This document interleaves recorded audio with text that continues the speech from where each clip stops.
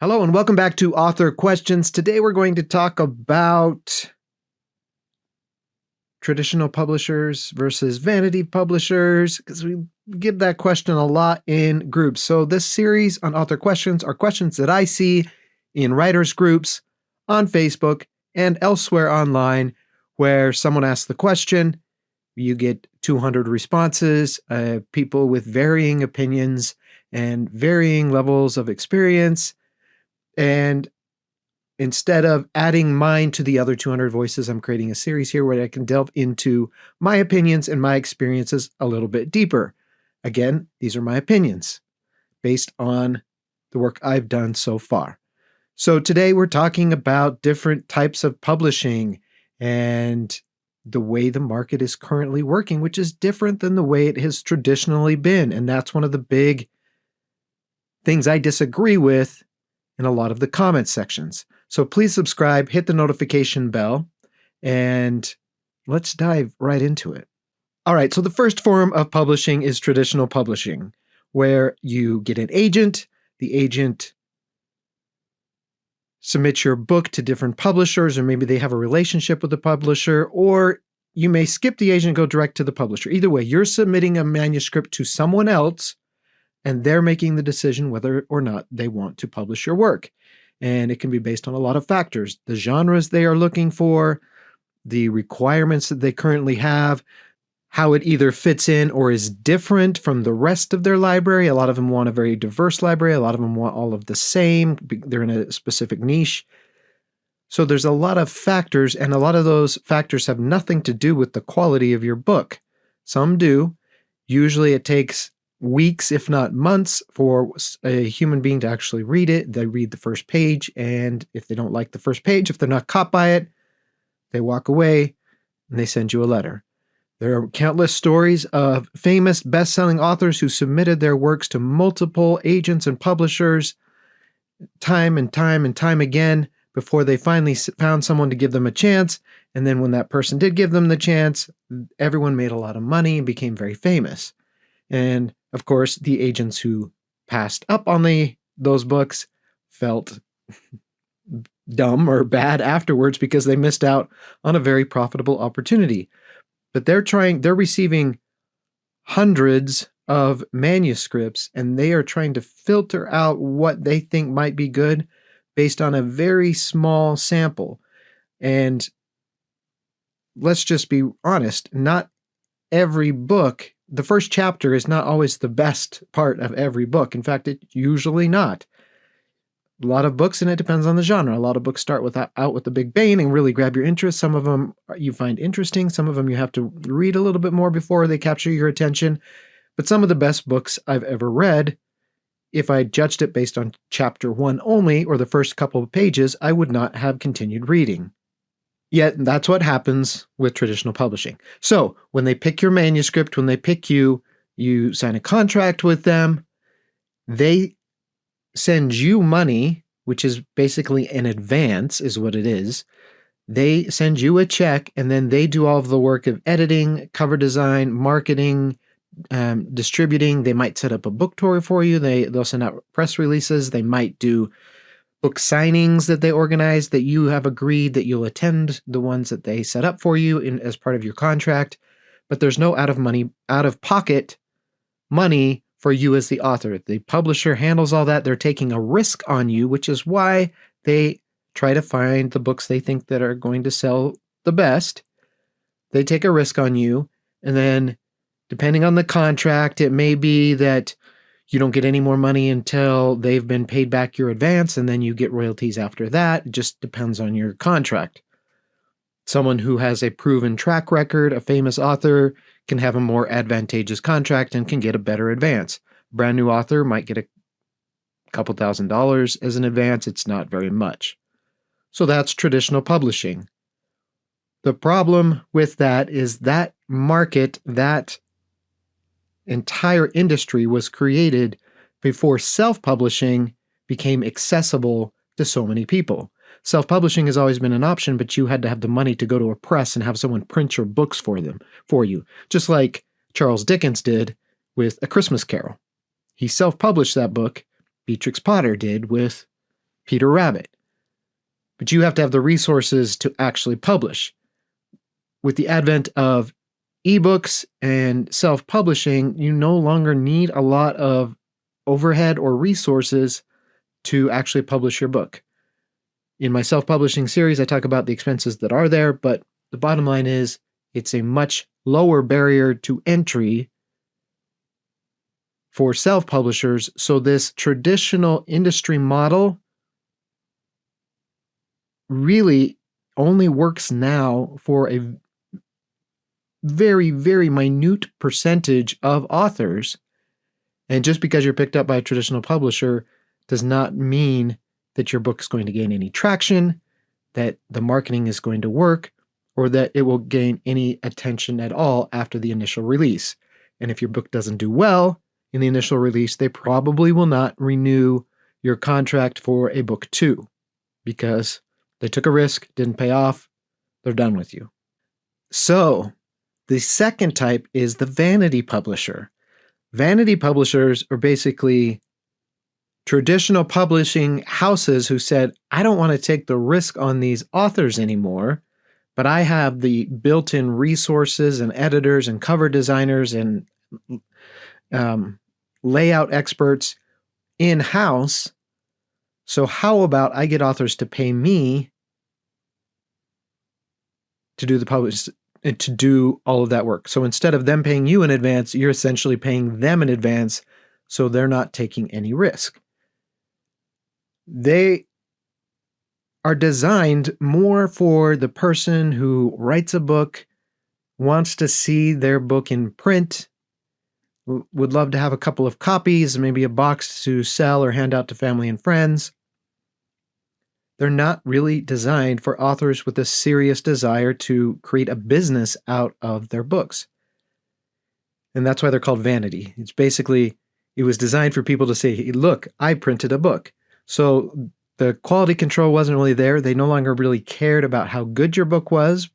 They weren't just reading the first couple pages to see if they liked it. They just wanted to take your money. So they would take your money and they would promise, or they do promise, to do all of the things a traditional publisher would do, including marketing, but there's really no incentive for them to do that because they have no risk involved. They have no outlying money they're trying to recoup. So inevitably, their marketing, they issue a press release, and that's usually it. They don't do any real marketing. They don't push your book. They don't sign you up for any of the things that a normal publisher might do in order to try to build some momentum around your book. So it feels like a scam.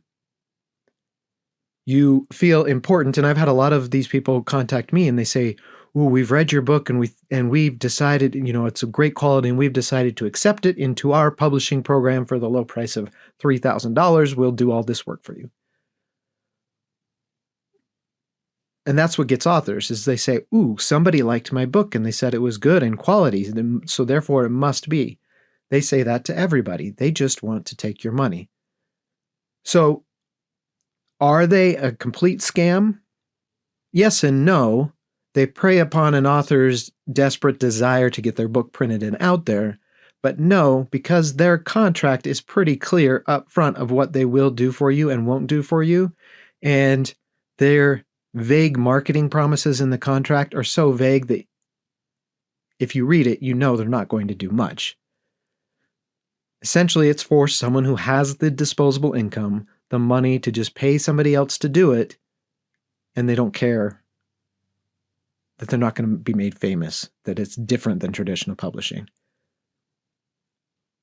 Unfortunately, there are authors who have fallen prey to that glamour of being published by what they think is a reputable company, and then they never get any returns on the book. They never make the money back that they invested, that they paid this publisher to publish their book, and so they feel cheated.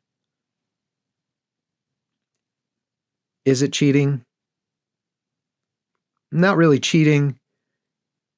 Is it a little sleazy? Yeah, probably. So now we have what I call hybrid publishing. And this is where we get the problem on a lot of Facebook groups. A lot of people will say, real authors get paid to publish their books. They don't pay somebody else. And if someone is taking your money, they're scammers. The people who say that are either locked in the past, they don't understand how the industry has evolved, or they're just ignorant. Because as an independent author, you still have to do a lot of work and pay for services to be done, such as editing. You can't edit your own book. It's almost impossible for you to catch mistakes in your own writing to the detail that you need in order for a book to be well edited. So you need to hire an editor. You probably need to hire a book designer. Could do it yourself. Book layout, you might want to hire someone. So there are a lot of costs associated with indie publishing. With the gig economy now, you can go and find people to do all of those things separately. You can go on sites like Upworks or Fiverr or other gig type sites where you hire a person to do developmental editing, and then you go back and hire someone else to do your content edit, and you hire someone else to do your line editing, and then you hire someone else to do your book cover, and then you hire someone else to do your book layout. And that is totally legitimate. And the irony is that the naysayers say that that's okay. But there are companies out there now calling themselves hybrid publishers that will do all of that for you in-house without the promise that they're going to publish and market. So they're taking away the end of the process and doing everything up to it. So they're selling you all of these services that you need to purchase anyway. And then at the end, they're saying, okay, here's your finished book. Go forth and self-publish. Here is a work ready to go out into the world, and then they hand it over to you. And you could potentially hire them to help you post it on Amazon. I think a reputable company would probably just help walk you through it yourself because there's no reason. It's really easy. You can do it yourself. But that way you're not having to go out to you're not having to find a different person for every single service. You just hire one company to take your original manuscript all the way to completed work ready to be published. And you retain all of the rights. You may provide your own ISBN. And then you can go and self-publish wherever you want to self-publish. And that publisher has no further rights to your work. They don't claim any rights to your work. All they did was they helped you prepare your manuscript. So it's all of the steps of publishing right up until the actual step of hitting publish. And that's not a scam. Those are services that you need. And if you can get them all in a one-stop shop and that's more convenient for you, then great. You may want to make sure that they're a good fit for you, but you should do that with your editors anyway. You should always have them edit a sample first to see if they're a good fit, or maybe look at their CV or their past works. That's something that you're doing anyway. So those are the three types of publishing other than just doing everything yourself. So there's traditional publishing, vanity publishing, and then a hybrid publishing, which is more in line with the self-indie published market that is growing so rapidly and quickly today. And if you're reading or listening to this video, probably describes you. So don't let people tell you that if you are paying someone to help you with your book, that you're being scammed.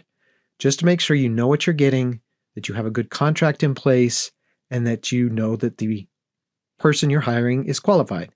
Just like if you were hiring a mechanic to fix your car or a plumber to fix your pipes. That advice should go without saying because it applies to any scenario or situation. Hopefully this helps you understand the difference between the different publishing types that are currently out there.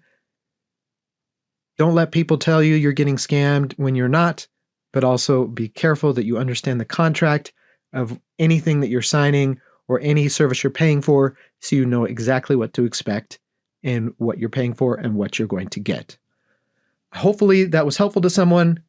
Please subscribe, hit the notification button, subscribe to this playlist for future author questions, and also check out my Self-Publishing Made Easy playlist and also my audiobooks for authors playlist, where I walk through how you can do a lot of these things by yourself and the services that I use.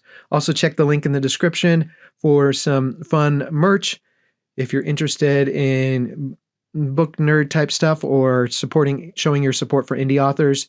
And I will see you next time on Author Questions.